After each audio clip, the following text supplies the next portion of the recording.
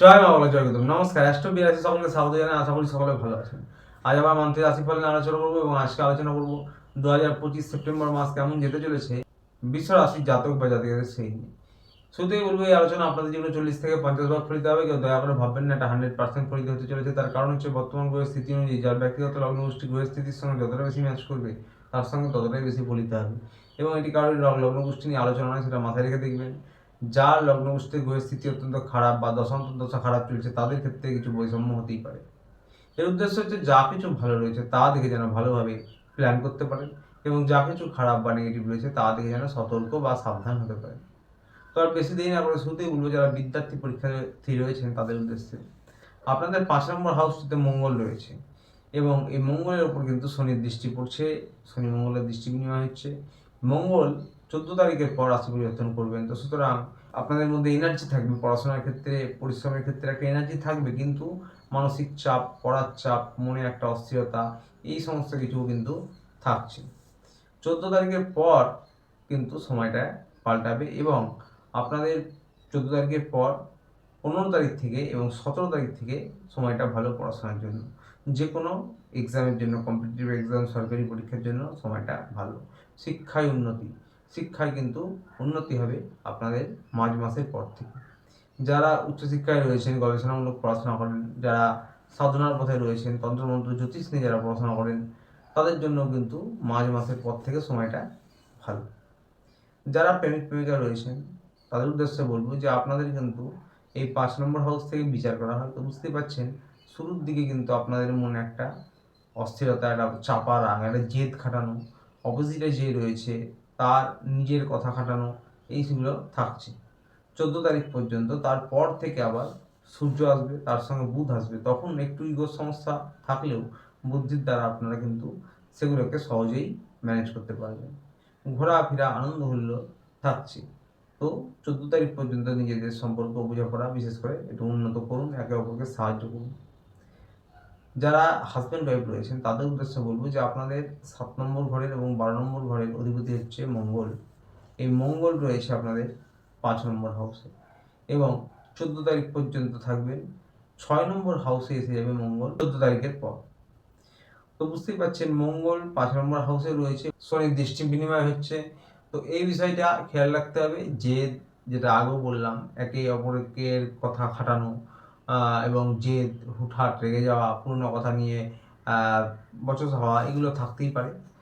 14 তারিখের পর কিন্তু মঙ্গল 6 নম্বর ঘরে আসবে। এবার 6 নম্বর ঘরটিও কিন্তু খুব একটা ভালো বলে মনে করা হয় না, তবে 6 নম্বর ঘরে মঙ্গল আসবে যখন, তখন দেবগুরু বৃহস্পতির দৃষ্টি পড়বে মঙ্গলের উপর এবং মঙ্গল ওখান থেকে তার নিজের ঘরকে দেখবে, অর্থাৎ 12 নম্বর ঘরকে। তো সেই ক্ষেত্রে বলবো নিজেদের বোঝাপড়া 14 তারিখের পর থেকে একটু ভালো হবে, কিন্তু খরচ বৃদ্ধি হবে।